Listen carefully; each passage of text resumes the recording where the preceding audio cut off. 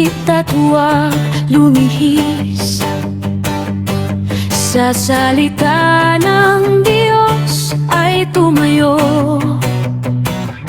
Ingatan ang buhay, ingatan ang puso. Hindi man madali ang daan na tatahakin, ang Diyos ang gabay sa bawat hakbang natin. Ginto ang langit na naghihintay sa mga pusong kay Kristo'y namumuhay.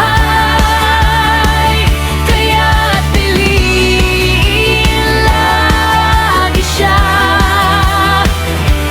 at sundin ang kalooban niya. Ginto ang ating tahanan, sa piling niya'y wala ng kalungkutan. Maging tapat ka sa paglilingkod, sa kanyang daan patuloy sumunod.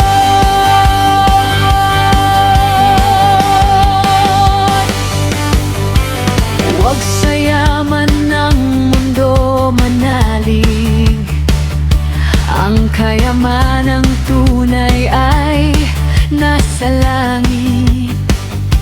Maging tapat na tagasunod ni Kristo,